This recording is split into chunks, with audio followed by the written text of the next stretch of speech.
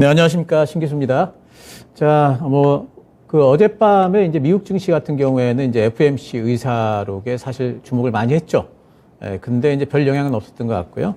일단, 어젯밤, 제가 요즘에 이제 말씀드렸던 부분이 뭐냐면은, 기술적인 패턴이 완성되는 게 중요하다. 바닥 패턴이. 이런 이제 말씀을 계속 드려왔어요. 왜냐하면은 가격은 이미 쌌으니까, 가격이 이미 싸졌으니까, 가격이나 밸류에 지금 집중하기보다는 이제는 심리가 안정화되는 게 중요하고, 그 심리가 안정화되는 그 신호가 뭐냐?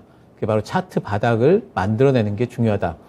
근데 지금 어젯밤에 S&P 500이 살짝 오르면서 차트 바닥이 거의 완성되어 가는 이제 분위기를 만들어내고 있습니다. 잠깐 좀 차트를 좀 잡아주시면요. S&P 500이 그동안에 이제 많이 빠지다가, 역행자로 계속 빠졌습니다. 계속 빠지다가, 지금 보면은 이 쌍바닥을 만들어간 형태죠.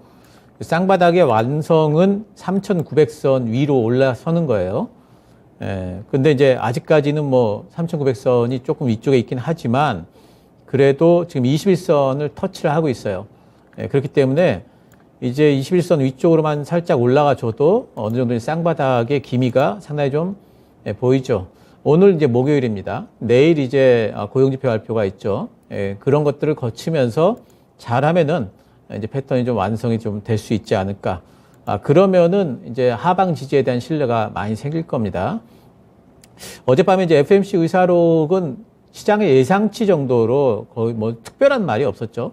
인플레이션이라는 단어가 90번이나 쓰일 정도로 파월 연준 의장은 인플레이션을 잡겠다는 의지를 강하게 드러냈고, 시장 그렇구나.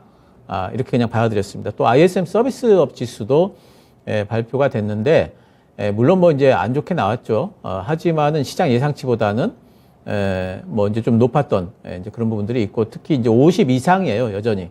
50 이상이라는 얘기는 이제 그 경기에 대해 가지고 앞으로 전망에 대해서 긍정적으로 보는 거죠. 그래서 아직까지 경기가 침체까지는 아닌 걸로 보는구나.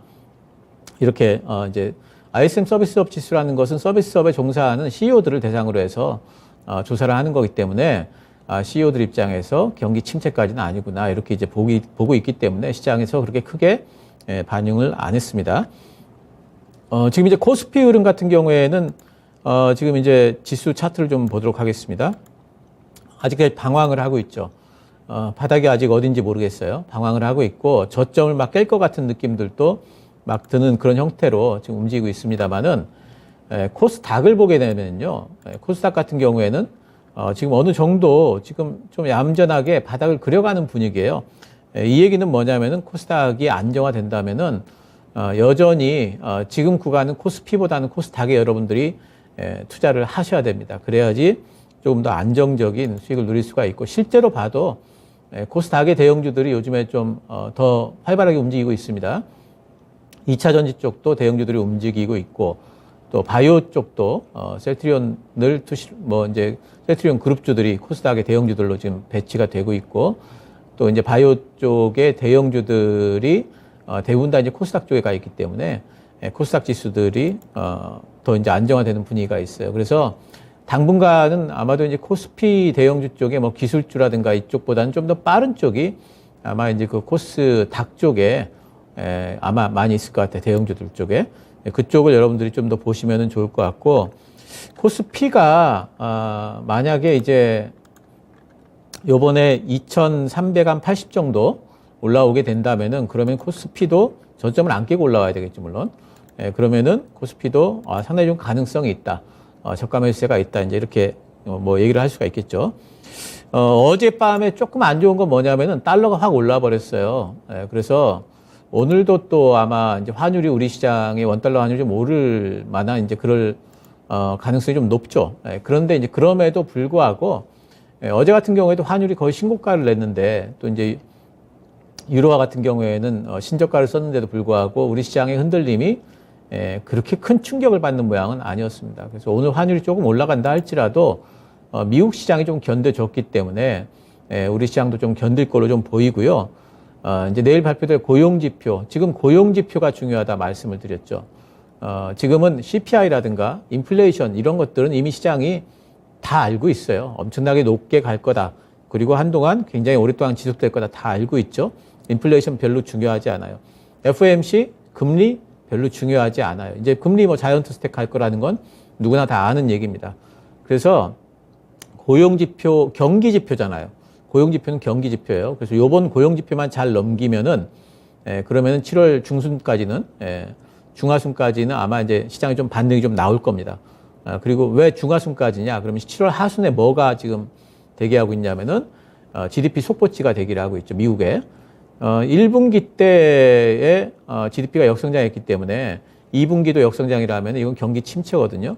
그래서 그걸 확인하고자 시장은 다시 또 아마 조정받을 확률이 커요. 그리고 그거 확인하고 나서 제 생각에는 8월 달부터는 이제 다시 한번 반등이 좀 나올 겁니다. 아마 이제 우리가 보통 얘기하는 베어마켓 랠리. 그러니까 굉장히 강한 시장이 아닌데도 베어마켓인데도 약세장인데도 랠리가 한 번씩 나와요.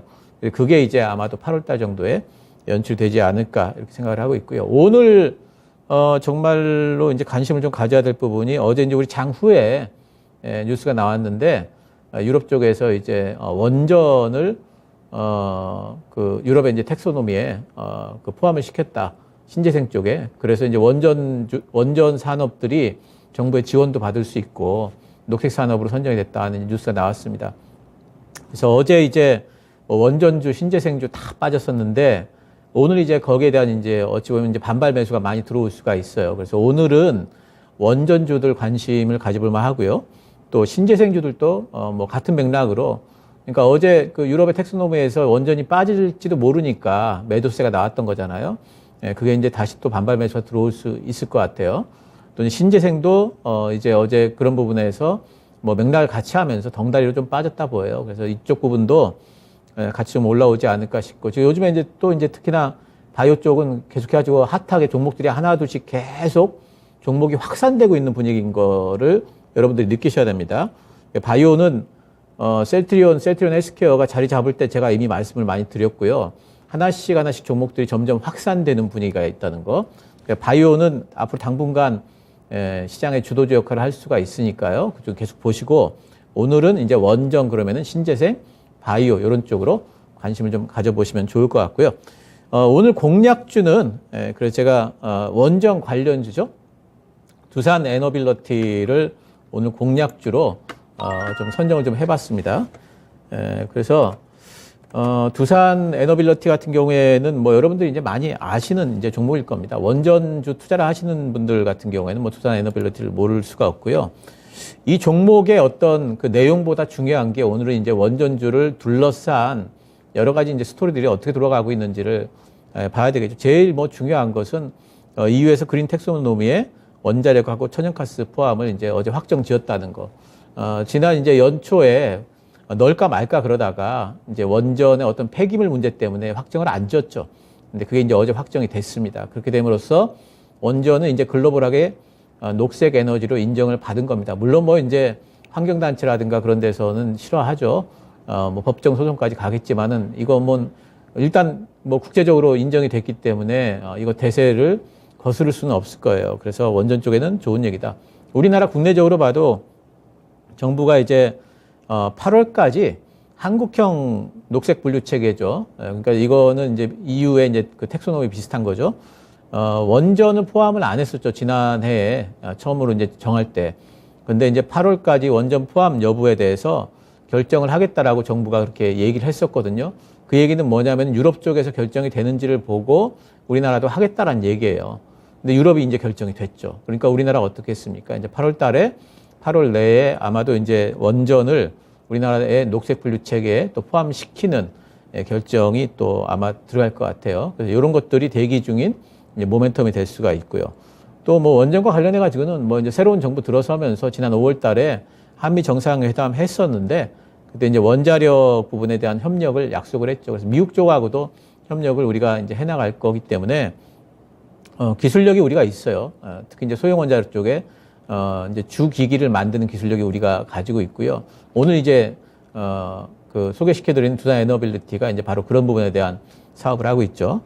또 이제 정부에서 또 얘기하기를 2030년까지 원전 비중을 30% 이상 확대하겠다. 국무회의에서 가결이 됐습니다.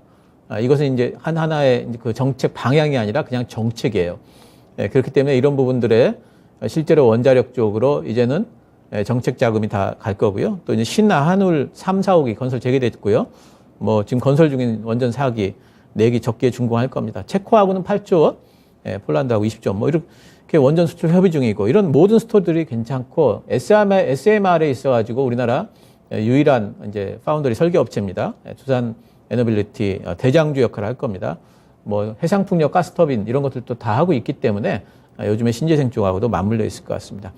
매수가 중요한데요. 오늘 살짝 뜰 수도 있을 것 같아요. 그래서 매수는 시가나 아니면은 17,800원 이상 뜨게 되면은 그러면은 17,800원 이하까지 내려올 때까지 기다려서 매수를 하십시오. 그래서 매수가는 시가나 아니면은 17,800원 이하 이렇게 잡도록 하고요. 목표가는 일단 뭐 박스권 상단인 23,000원 정도 잡아보도록 할 거고요. 손절가는 저 밑에 16,000원 이렇게 잡아보도록 하겠습니다. 오늘 한번 관심 가져보시기 바랍니다.